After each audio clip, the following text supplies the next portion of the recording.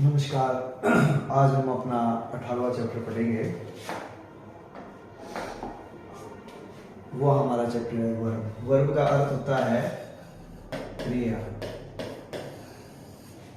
Verb का अर्थ होता है क्रिया। वर्ब दो तरह की होती है, मेन वर्ब और हेल्पिंग वर्ब। पहले जान लेते हैं वर्ब क्या होती है। A verb is a word, ऐसा शब्द है विच शोज, जो आपको बताएगा एन एक्शन। एक्शन का मतलब होता है कार्य, जो आपको बताएगा कार्य। स्टेट, स्टेट यानी आप कौन सी अवस्था में हैं, आप बीमार हैं, स्वस्थ हैं, कैसे हैं। आपकी अवस्था बताएगा पोजीशन यानी आपका अधिकार। जैसे ये क्रिया है, क्रिया आपको बता रही है आपके पास क्या है, एक गाड़ी है, तो ये आपका हो गया अधिकार, जिसे हम कहते हैं पोजीशन। अब आप देखिए, शी इज हैप्पी, ये कौन सी अवस्था में, सुखी है, दुखी है, तो ये खुश है, तो ये हो गया आपका स्टेट यानी अवस्था।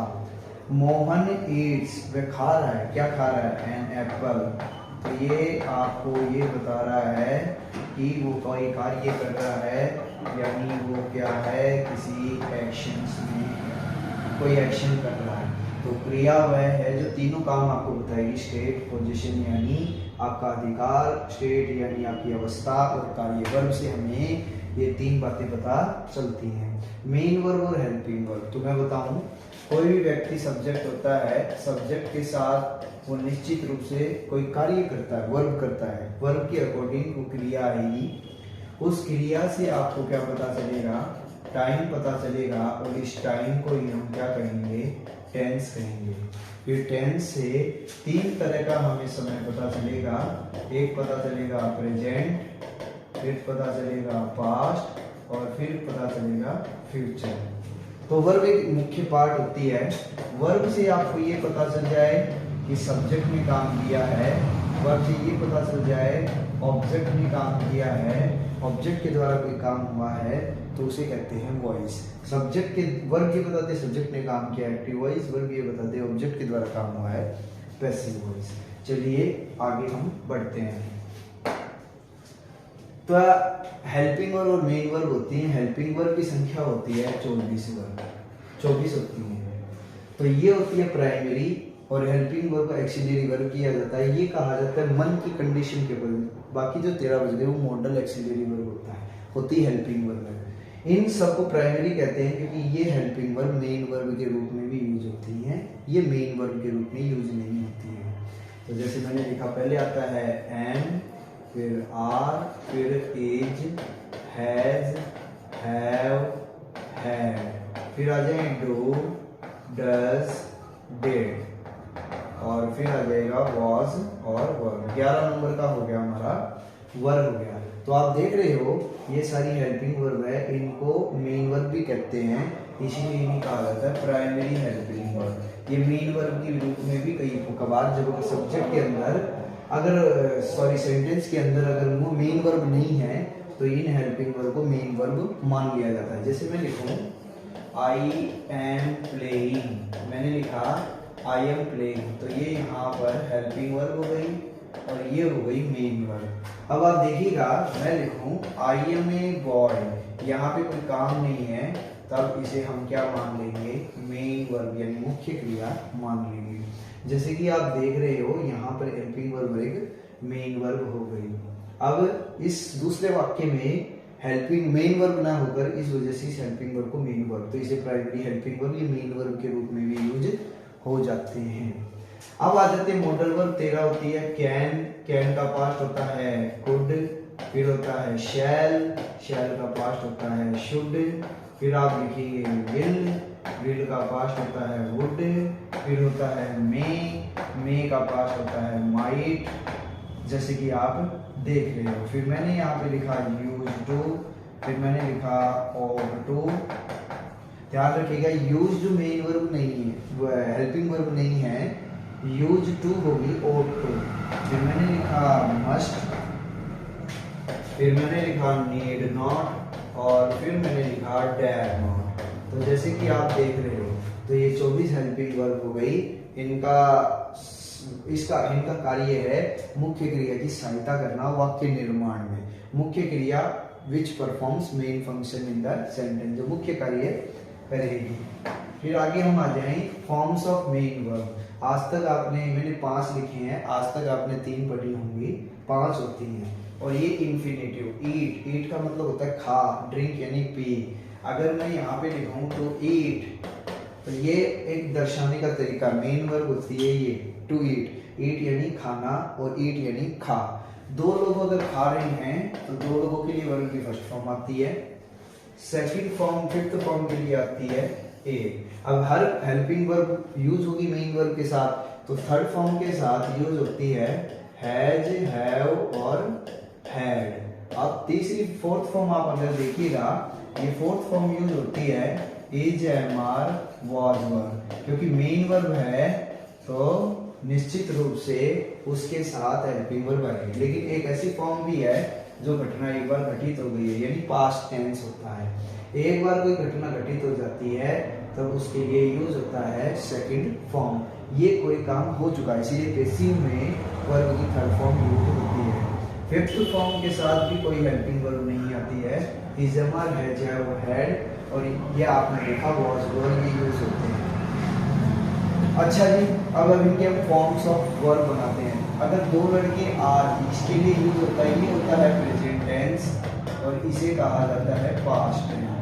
जैसे कि आप देख रहे हो, इसे भी कहा जाता है प्रेजेंट टेंस, इसे भी कहा जाता है प्रेजेंट टेंस। तो वर्ब की फिफ्थ फॉर्म यानी SEIES। तो देखिए मैं अब इसको आगे बनाता हूँ।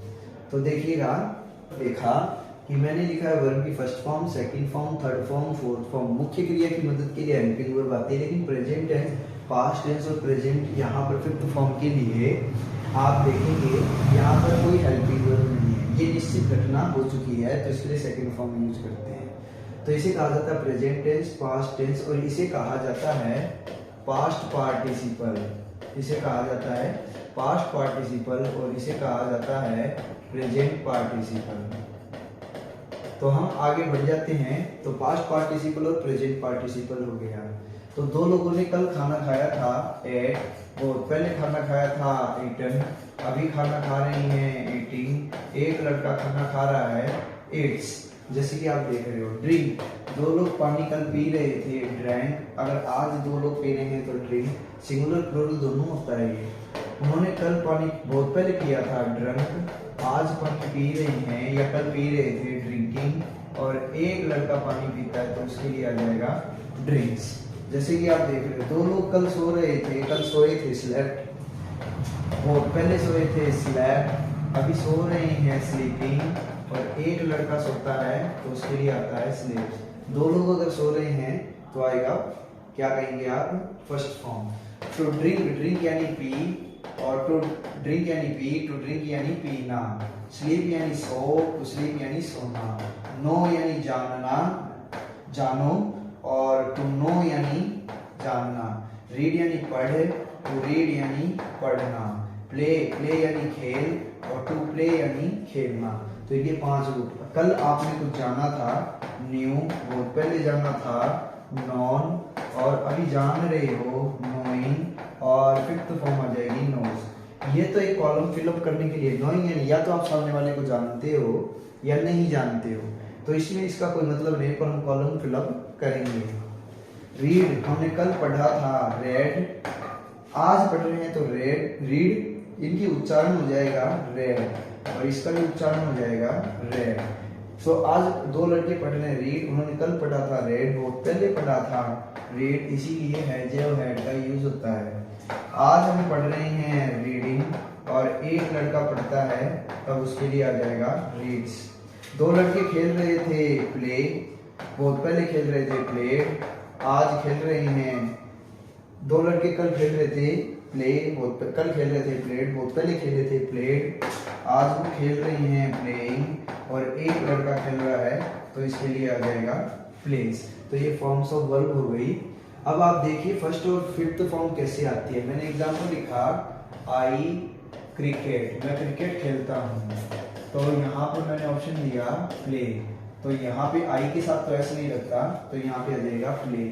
मैं आपको एक ऑप्शन दूं ही क्रिकेट, तो ही एक वचन है तो फिफ्थ फॉर्म आ जाएगी प्लेस। मैंने लिखा दे क्रिकेट, तो दे प्लूरल है तो इसके साथ ऑप्शन आ जाएगा प्ले, तो बहुत अच्छी है। तो अब आपको ये समझ में आएगा 5 रूप है। बस टेंस में आपको ये पता होना चाहिए कौन सी फॉर्म कहाँ पर आएगी, तब आप टेंस फिलअप कर सकते हो। हर एक चैप्टर को क्लास वाइज जितने भी ग्रामर वो मैं आपको करवाऊंगा। तो चलिए आगे हम और इसके बारे में सीखते हैं। चलिए आगे हम बढ़ जाते हैं। तो देखिए अभी एक्सरसाइज आपके सामने है, आपको ये बताना है हेल्पिंग वर्ब है या मेन वर्ब।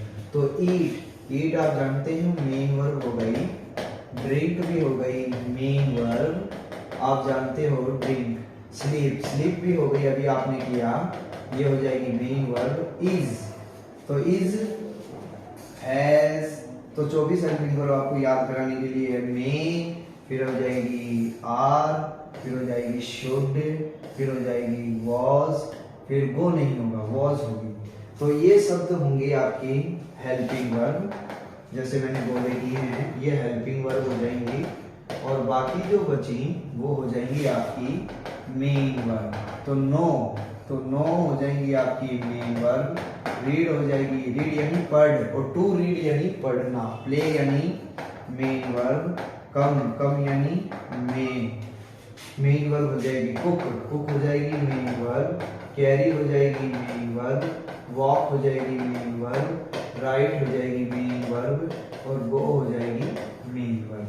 तो इसी तरह आपको पता होना चाहिए हेल्पिंग वर्ब और मेन वर्ब कौन सी है।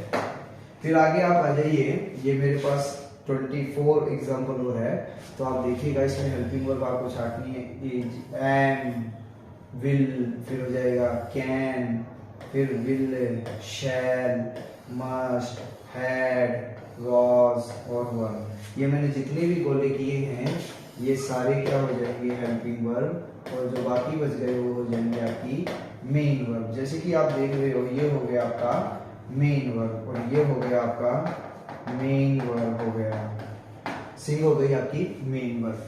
तो फूड, फिर आ जाएगा यूज टू, मैंने आपको लिखाया था हेल्पिंग वर्ब, लेकिन ये यूज्ड है, तो ये मेन वर्ब है यूज्ड। और नीड हो गई आपकी मेन वर्ब। तो मैं बताऊं नीड नॉट और यूज नॉट आपकी हेल्पिंग वर्ब होगी, नॉट लगेगा तो, नहीं तो ये मेन वर्ब मानी जाएगी। अब आप देखिए वुड क्या हो जाएगी आपकी हेल्पिंग वर्ब, और फूड हो जाएगी हेल्पिंग वर्ब। हैव, हैड, मे, तो ये आपकी हो जाएगी हेल्पिंग वर्ब और हेल्पिंग वर्ब। हेल्पिंग वर्ब का काम है मुख्य क्रिया की सहायता करना, उसके कारण बाकी ये सारी चीजें मेन वर्ब होंगी। फिर आप आ जाइए, आप जानते हो वर्ब दो तरह की होती है, एक होती है मेन वर्ब और एक होती है हेल्पिंग वर्ब। तो मेन वर्ब के दो रूप हो जाते हैं, एक आती है ट्रांजिटिव वर्ब और दूसरी होती है इंट्रांजिटिव वर्ब। इंट्रांजिटिव वर्ब में ऑब्जेक्ट की जरूरत नहीं होती, ट्रांजिटिव वर्ब में ऑब्जेक्टिव की जरूरत होती है। जैसे आई प्ले, तो इसमें आपको बताना होता है कि आप खेल रहे हो, तो क्या खेल रहे हो, तो ये हो जाएगा क्रिकेट। फिर दूसरा आप देखिए आई लाफ, तो इसमें आपको कोई ऑब्जेक्ट की जरूरत नहीं है। आई लाफ, मैं हंसता हूँ, तो मैं हंसता हूँ तो हंसता हूँ, उसमें ऑब्जेक्ट देने की कोई आवश्यकता नहीं है, तो ये हो जाएगी आपकी इंट्रांजिटिव वर्ब। तो ये कुछ वर्ब है, इनमें डबल ऑब्जेक्ट की भी जरूरत पड़ती है। अगर हम किसी इंसान का देखो, आई का प्रोनाउन के रूप में अगर लिखना हो तो ये इनडायरेक्ट ऑब्जेक्ट हो गया। अगर किसी और दूसरे मेन कार्य जो आपने लिखा, मेन काम क्या किया वो लिखना होता है। किसी इंसान का अगर इंसान से रिलेटेड पर्सनल प्रोनाउन लिखता हूँ तो वो इनडायरेक्ट ऑब्जेक्ट हो जाता है, और ये डबल ऑब्जेक्ट होते हैं। पहले इनडायरेक्ट ऑब्जेक्ट आता है और फिर डायरेक्ट ऑब्जेक्ट। इंसानों से रिलेटेड अगर मैं लिखता हूँ तो ये हो जाएगा इनडायरेक्ट ऑब्जेक्ट, और उनसे जो मेन कार्य हमने जो किया है वो लिखना डायरेक्ट ऑब्जेक्ट हो जाएगा। तो पहले आप जानते हो सब्जेक्ट आएगा, तो वर्ब हो जाएगी दो तरह की, ट्रांजिटिव और main verb, helping verb. 24 helping verb होती हैं। मेन वर्ब ट्रांजिटिव और इंट्रांजिटिव वर्ब होती हैं। तो आपको जिसमें ऑब्जेक्ट देना हो वो ट्रांजिटिव वर्ब हो गई, जिसमें ऑब्जेक्ट की जरूरत नहीं होती वो जरूरत के अगर हम ऑब्जेक्ट नहीं देते तो इंट्रांजिटिव वर्ब कहलाती है। तो फिर आप देखिए, मैंने लिखा आई, मैंने यहाँ पे प्रोनाउन दे दूं you, he, she, they, it, है ना, वी, दे और यू। तो मैं कोई भी प्रोनाउन आपको लिख दिया तो सब्जेक्ट हो गया। सब्जेक्ट निश्चित रूप से कोई कार्य करेगा।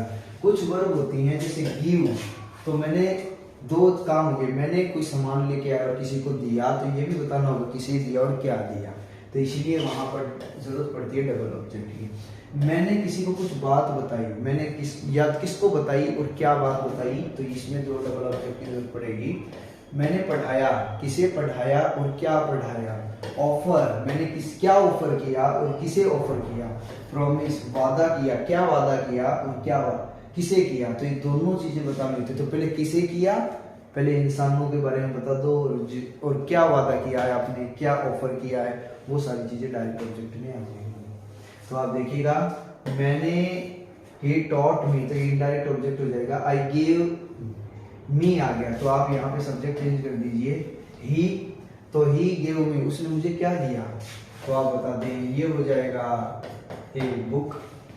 अगर पैसिव में बनाते हो तो इसको यहाँ रख लो और इसको यहाँ रख लो। पैसिव में अगर बनाते हो तो उसको यहाँ रख लो और इसको वहाँ रख लो और इनके बीच में टू लगा दो, और यहाँ पे वो सेकंड फॉर्म में तो वो आ जाएगा, और इसको थर्ड फॉर्म में चेंज कर देंगे। वो पैसिव सीखेंगे तब जानेंगे। तो क्या करना है, डायरेक्ट ऑब्जेक्ट को आप उठा लो और इनके पहले टू लगा दो, बहुत सरल हो जाएगा।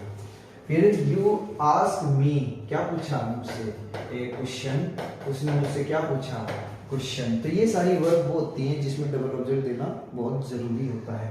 ही बॉट अस, हमारे लिए क्या खरीदा, ए मैंगो, उसने मेरे लिए एक मैंगो खरीदा। फिर आप देखिए, शी टोल्ड देम, उसने उन्हें क्या कहा। हम ये कहते हैं उसे, उस लड़की ने उसे क्या, उन लोगों को कहानी सुनाई। दे फाइंड हिम, उन फाइंड यानी उस पर चार्ज लगाया, कितने लगाया, 50 रुपीज, मैंने 50 रुपए चार्ज लगाए। इट कॉस्ट हिम, उसने कुछ सुना, कॉस्ट हिम उसके लिए उत्पन्न की, कॉस्ट यानी उसके लिए उत्पन्न की क्या, ट्रबल यानी परेशानी उत्पन्न की। वी टॉट स्टूडेंट्स, हमने स्टूडेंट्स को क्या पढ़ाया, इंग्लिश। मैंने सब्जेक्ट के लिए आ गया, या कोई भी लिख सकते हो। ऑब्जेक्ट यहाँ पर his help, offered him, promised him his help, कि मैं उनसे मदद करूंगा। यू ऑफर्ड मी, मुझे क्या ऑफर किया, ये हो जाएगा कॉफी। तो मेन वर्ब दो तरह की होती हैं, ट्रांजिटिव, जिसमें ऑब्जेक्ट दे दोगे तो ट्रांजिटिव होगी।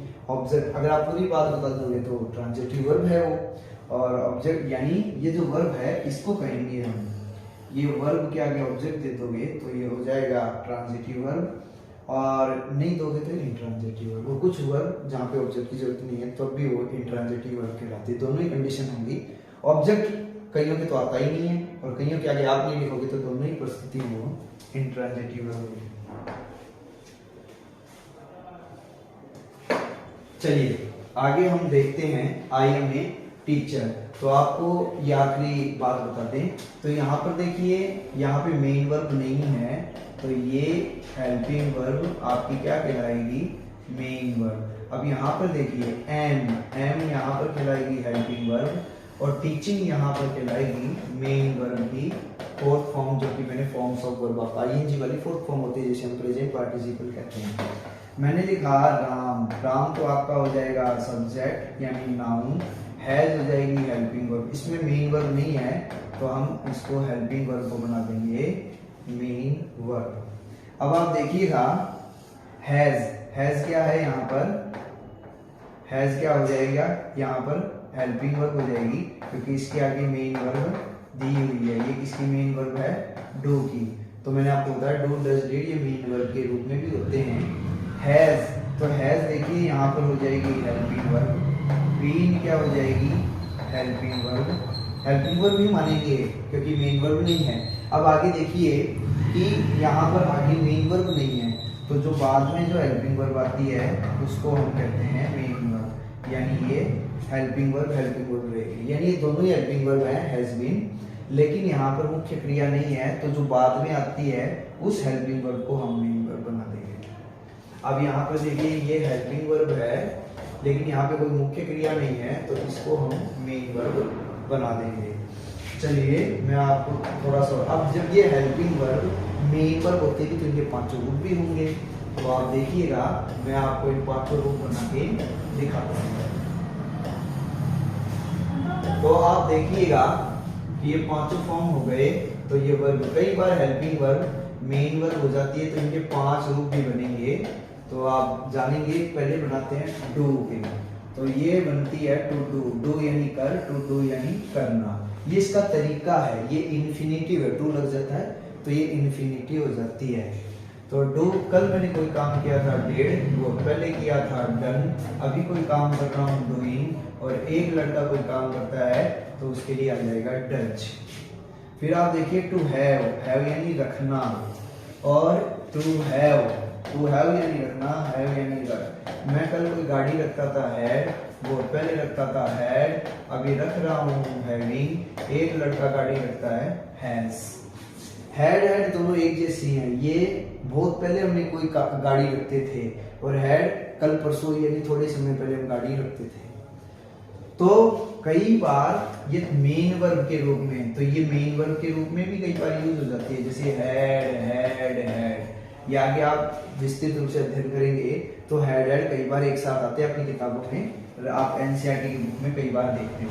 तो एक हैड हो जाती है मेन वर्ब और एक हो जाती है हेल्पिंग वर्ब, यानी ये वर्ब दोनों रोल प्ले करते हैं कई बार। डू आप यह देखते हो, ये हेल्पिंग वर्ब, ये क्योंकि हेड यहाँ पे थर्ड फॉर्म है, इस वजह से इसको हेल्पिंग वर्ब के साथ मदद दी गई है। तो फिर आप तीसरी देखिए, एम और आर यानी होना, ये हो जाएगा टू बी। एम आर यानी मैं एक डॉक्टर हूँ, मैं डॉक्टर वॉज वर यानी था, बी यानी रहा हुआ हूँ, बी यानी किसी अवस्था में फिलहाल आप हैं, और इज यानी एक व्यक्ति डॉक्टर है। तो ये मेन वर्ब के रूप हो गए। अब जैसे मैं बताऊं, ही वॉज ए डॉक्टर, वो एक डॉक्टर था, तो आपको टेंस के अंदर फिलअप करने के लिए मिलेगा, क्योंकि ये मिलेगा आपके लिए बी। तो मैं आपको बता दूं, ये बी यहाँ पर मेन वर्ब के लिए आपको दिया गया है कि वॉज को मेन वर्ब की तरह इस्तेमाल करना है। अब मैं यहाँ पे कहूँ क्रिकेट, मैंने लिखा इन दोज डेज, वो उन दिनों क्रिकेट खेलता था। दोज डेज आने पर प्रेजेंट कंटिन्यूअस यूज करते हैं हम, और मैंने लिखा है यहाँ पर प्ले। तो दोज डेज आने पर आप यूज करेंगे वॉज, और यहाँ पे लिखेंगे प्ले की full form play. Present continuous में हम यूज करते हैं वॉज प्ले, तो ये यहाँ पर होगी हेल्पिंग वर्ब, इसलिए आपको बी नहीं दिया, और यहाँ पर आपको दिया है प्ले की फोर्थ फॉर्म आपको यूज करनी है। तो आज के लिए इतना ही, ओके। काफी लंबा विस्तृत चैप्टर है, आगे हम धीरे धीरे, आज ये छोटे छोटे चैप्टर इतने विस्तृत बन रहे हैं, तो आगे आपको गहनता से अध्ययन करना है, तो आगे हम पढ़ेंगे, ओके। Thank you.